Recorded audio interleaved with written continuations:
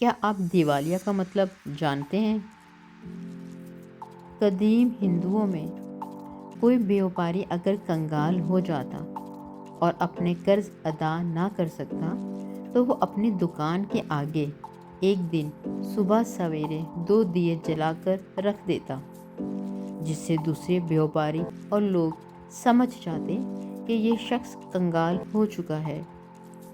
ہمدردی کے تحت دوسرے بیوپاری چند دن اپنی دکانیں بند کر لیتے تاکہ گاہک ان کی طرف متوجہ ہوں اور ان کی نقد امداد بھی کر دیتے۔